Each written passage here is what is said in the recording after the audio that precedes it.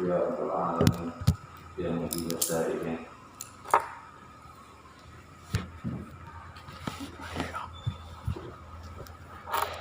Walladzina yu'minuna bima unzila ilaika wa ma unzila min qablik wa bil akhirati hum yuqinun. Kalau kemarin kita sudah membahas alladzina yu'minuna bil ghaibi wa yuqimuna sholata wa mimma razaqnahum yunfiqun. Nah, sekarang kita masuk pada walladzina yu'minuna bima unzila ilaika wa ma unzila min qablik wa bil akhirati hum yuqinun.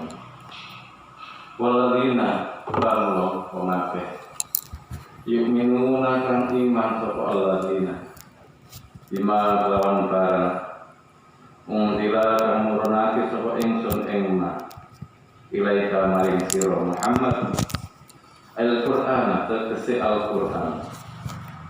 Jadi orang-orang yang beriman, yakni orang-orang yang percaya, yakin terhadap apa yang telah diturunkan Allah Subhanahu wa taala kepada Rasulullah sallallahu alaihi wasallam, yakni Al-Qur'an. Selain itu, wa ma perkara unzila kang nurunake ing ma ning qablika saking sadurunge sira. Apa yang diturunkan sebelum Rasulullah, ayat Taurat, tegese kitab Taurat, wal Injil lan kitab Injil, pokoknya lima lan liyane Taurat lan Injil. Jadi kita harus juga yakin kalau kita ingin dikatakan orang-orang yang beriman, kita harus yakin terhadap apa yang telah diturunkan Allah Subhanahu wa taala kepada Rasulullah, yakni Al-Qur'an. Bukan hanya kepada Rasulullah, kepada sebelum Rasulullah juga harus yakin. Taurat, Injil, Zabur, ila akhirih. Itu merupakan satu pedoman yang harus tidak boleh tidak harus kita yakini dan kita amalkan. Selain Al-Quran, Taurat, Injil, Zabur, kita juga harus yakin wabil akhirati lan kawan akhirat. Hum utawi napa ini? Alladzina yu'minu, ya, iku yuqinuna, padha ngerti sapa alladzi. Yang mana kita sudah ketahui. Jadi keimanan terhadap kitab-kitab baik Al-Quran atau Taurat, Injil itu tidak sekedar iman percaya maten. Kenapa? Karena dengan cara kita yakin mengamalkan Al-Quran, kitab-kitab yang lain yang sebelum Rasulullah juga kita amalkan. Karena Al-Quran merupakan penyempurna, pamungkas dari segalanya. Intinya ngapain? Ya alamuna tegese weruh sapa alladzi. Kalau sudah seperti itu, insya Allah kita termasuk walladzina yu'minu. Jadi termasuk orang-orang yang beriman. Iman itu kriterianya kan tasdiqu bil qalbi wa iqraru bil lisan wa af'alu bil arkan. Niku iman. Kalau iman hanya diucapkan tak tunggali. Oh, kalau iman wonten Allah, tapi pelaksanaannya, keyakinannya gimana? Itu yang harus kita tanyakan pada diri kita sendiri. Ulaika ala hudan min rabbihim wa ulaika humul muflihun. Ulaika utawi mengkono-mengkono alladzi al-mausufuna kang den sifati sapa ulaik bima barang zukira kang den tutur apa. Jadi orang-orang yang beriman itu telah disifati dengan apa yang telah disampaikan tadi. Napa? Bima unzila ilaika wa ma unzila min qablik wa bil akhirati hum yuqinun. Itu yang disifati. Kalau kita beriman, yuk percaya oleh Al-Quran, hari akhir, kitab-kitab yang telah diturunkan Allah kepada Rasul-Rasul sebelumnya. Kalau sudah kita yakin, percaya, insya Allah kita akan mendapatkan petunjuk. Makanya iku ala hudan ing atase pitutuh mirrabbihim saking pangerane alamin. Ulaika humul muflihun, ulaika utai mengkono-mengkono alamin. Iku hum utawi ulaik iku muflihuna al-muflihuna bejo. Kalau sudah seperti itu, mun percaya, yakin, hatinya yakin, diucapkan dengan lisan, dilakukan dengan perbuatan, itulah petunjuk Allah Subhanahu wa Ta'ala. Dan mereka yang mendapat petunjuk berarti muflihun, beruntung. Al-faizuna tegese bejo bil jannati kelawan surga, an-najuna kan selamat minan nari saking neraka. Abad memang untuk iman yang kafah itu susah, tetapi justru dengan latihan, zikir, dengan segala bentuk segala bentuk yang diajarkan oleh para ulama, kita yakin kita termasuk orang-orang yang muflihun. Jadi kalau muflihun, yakin kita akan dimasukkan surganya Allah Subhanahu wa Ta'ala. Berbeda dengan innal ladzina kafaru sawa'un 'alaihim a'anzartahum am lam tunzirhum la yu'minun. Innal ladzina astune wong akeh kafaru kang kafir, kang kufur kali kafir sami mawon artinya. Kafir itu orangnya, kufur perbuatannya. Innal ladzina astune wong akeh kafaru kang kafir sapa alladzina Abi Jahlin kaya Abi Jahal, Abi Lahdin dan Abu Lahab, wa nahwihima lan sepadane Abu Jahal dan Abu Lahab. Orang-orang yang kufur, yang kafir ya, seperti Abu Jahal, Abu Lahab. Niku napa? Iku sawaun padha. Sama dengan orang-orang yang tidak percaya. Tapi iku sawaun padha alaihim ing atase Abi Jahlin wa Abi Lahdin. A'anggap tahun apa to meden-medeni sira ing Abu Lahab, Abu Jahal, Abu Lahab.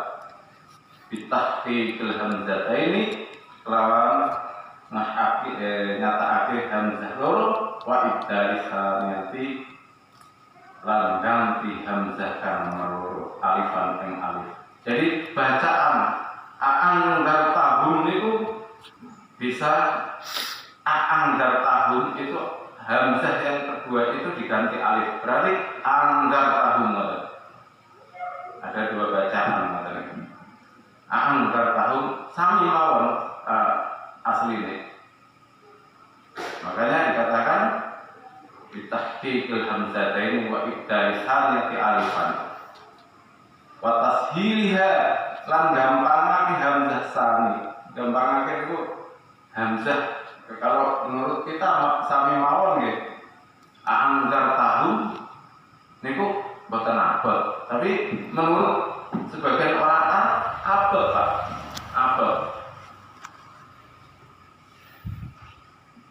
Akhirnya ada yang hamzah itu diganti dengan alif. Anggar tahun gitu. Idkhali alifin lan manjingake alif bainal musahhalati ing dalem hamzah kang den waca gampang. Berarti hamzah yang dibaca gampang itu apa? Digantinya alif itu tadi.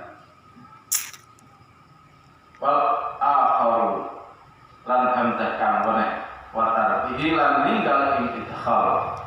Jadi maksudnya ngeten, aang dar tahun itu ada kalanya hamzah yang kedua itu diganti dengan alif. Berarti bacaannya aang dar tahun. Atau ditetapkan hamzahnya aang dar tahun. Maknanya apa? Podo. Berarti bukan salah. Hanya kalau kita seperti yang saya sampaikan kemarin, kita itu mengikuti Imam Asim, Angkar tahu amlang tungdir lalu. Tapi kalau nanti bapak-bapak umpamanya suatu saat mendengar bacaan angkar tahun, apa protes karena kita tidak tahu mengikuti undi qiraat yang mana gitu.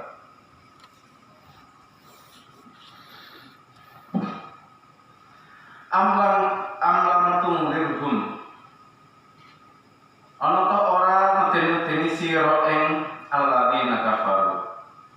La yu'minuna ora iman sapa alladzina kafaru.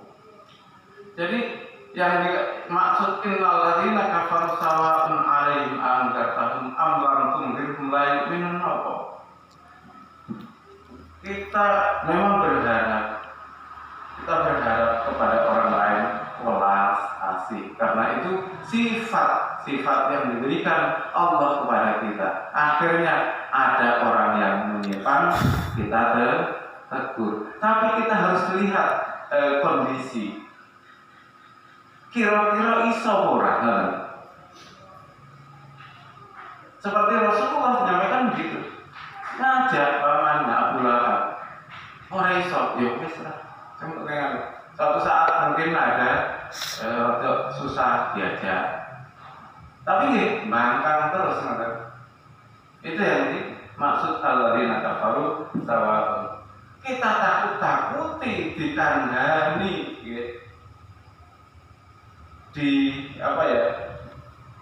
diberitahu dengan halus, tetap boten bakal iman. Sawa'un 'alaihim anzartahum am lam tunzirhum la yu'minun. Ora bakal.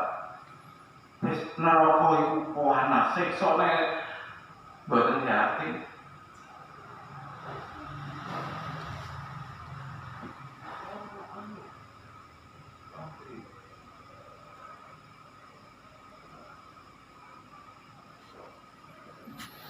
Jadi nggak akan beriman gitu. Atas ibaratnya ndonga nih. Makanya Rasulullah ditegur oleh Allah Subhanahu wa taala. Kenapa? Karena Rasulullah berkeinginan Abu Jahal, Abu Lahab itu beriman. Tapi apa yang disampaikan Allah kepada Rasulullah? Kamu itu tidak punya hak, Muhammad, nggak punya hak. Yang tahu itu saya. Makanya turun ini. Saat itu kan Rasulullah minta agar pamannya Rasulullah beriman. Tapi ditegur Gusti Allah. Kamu hanya berusaha, saya yang menentukan. Memang repot Pak, ngerti ini. Kadang-kadang saudara kita berbicara dalam skala kecil saja. Tatkala ada saudara kita melakukan acing negur dia ragu-ragu, enggak. Kenapa? Belum tentu mereka menerima. Kadang-kadang etok-etok menerima, tapi di belakang kita tidak menerima. Itu nanti ya bukan termasuk itu. Berarti wanadzala fil munafiqin. Suratnya berkaitan dengan munafik. Depan kita yo, di belakang kita nyelidut. Kenapa demikian tidak beriman? Karena ini diweden-wedeni boten iman. Kenapa? Li ilmillahi karena ilmunya Allah. Karena Allah sudah tahu minhum saking alladzina kafaru. Dzalika mengkono-mengkono iman. Karena iman itu urusan Allah Subhanahu wa taala. Kita tidak bisa menentukan. Bisa saja saat ini kita iman, tapi belum tentu selamanya sampai akhir hayat kita iman. Oleh sebab itu harus kita jaga. Gitu. Kita banyak sekali kejadian tatkala hidupnya iman, begitu akhir hayatnya justru bukan iman. Banyak dari kecil iman, belum tentu sampai akhir hayat. Ada kalanya dari kecil kafir, begitu mau meninggal iman. Nah, yang inilah yang dakhala jannah.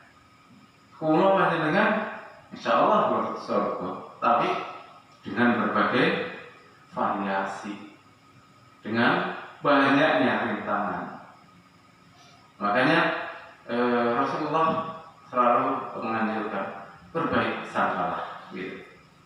Belum tentu orang-orang yang berbuat jelek itu tatkala meninggal dia su'ul khatimah. Bisa saja orang yang berbuat jelek selama hidupnya akhirnya husnul khatimah. Bahkan orang yang berbuat baik dari kecil sampai tua meninggalnya su'ul khatimah kadah. Nah, disinilah fungsinya dandani hati. Kenapa? Karena hati itu merupakan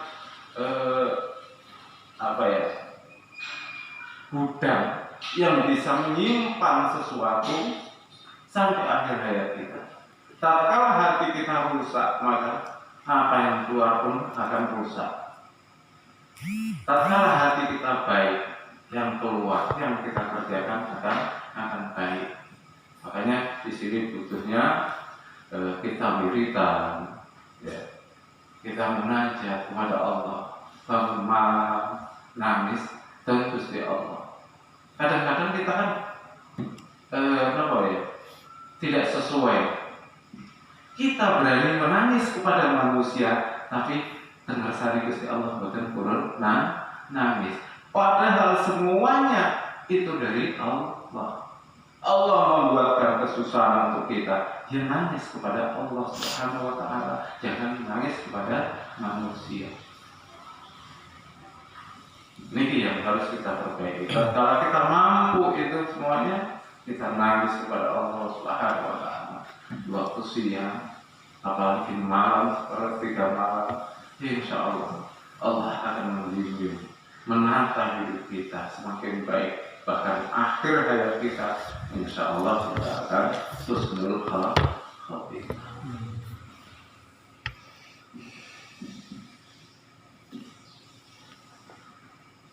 Fatatma mongko aja kepingin sira fi imanihim ing dalem imane alladzina kafaru. Oleh sebab itu jangan kita berharap ingin merusak hati Pak. Kita cukup mengajak, nggak mau didoakan. Kalau sudah ada di sini Pak, merusak, ya Allah, tidak orang gelem, tidak apa Pak, nelangsung yang Mbak. Justru itu akan menghancurkan hati kita sendiri. Kita tidak perlu nelangsung wong, maksudnya. Kalau berkaitan dengan keimanan Pak, tidak perlu nelangsung awak dhewe. Kenapa? Sejauh mana hati kita terkait dengan Allah nih. Kalau kita nelongso ke orang lain, akhirnya melupakan diri kita sendiri. Nelongso awak dhewe. Cukup kita kewajiban kita ngajak, boten saged ndongakne pun. Nah, atas nelongso rusak. Gak sakit Pak. Akhirnya timbul curiga Pak. Curiga. Kusnul boten enten. Suudan Pak isine. Tak ngene ya Allah. Wis tak wangi ngene, tak hal ngene. Kok iso ya. itu bukan hak kita, yang bisa merubah Allah semuanya. Makanya Rasulullah diutus itu hanya untuk mengajak. Dengar nih, bon, cukup. Selebihnya itu urusan Allah Subhanahu wa Ta'ala. Ampun kok, pulau dengan Masya Allah. Nabi Nuh nih kurang nopo, kurang maksum nopo. Ngajak bojo nih, anaknya uang ya. Walaupun saat itu ndonga tenggene Gusti Allah. Sampai beliau menangis. Nabi Nuh itu menangis. Ngrasakne bojone kali anaknya. Akhirnya napa? Ditegur Gusti Allah. Ya. Akhirnya berdoa kepada Allah, minta air kan siap-siap. Gusti Allah maringi firman, siap-siap loh Nabi Nuh gawe perahu. Pun gawe perahu kon mlebu dan anak yang boten turun. Nelongso ya Pak. Justru nelongsonya Nabi Nuh itu ditegur langsung oleh Allah Subhanahu wa Ta'ala. Itu urusanmu, bukan urusan kamu. Itu. Masalah iman itu urusanku, kata Allah. Makanya ngajak wajiban, wajiban. Terus doakan wajiban. Selebihnya urusannya Gusti Allah. Ampun ngantos nelongso Pak. Fala tatma fi imanihim. Ampun pingin tatma niku tomak niku tatma. Pingin yang sangat, pingin yang sangat agar orang itu beriman.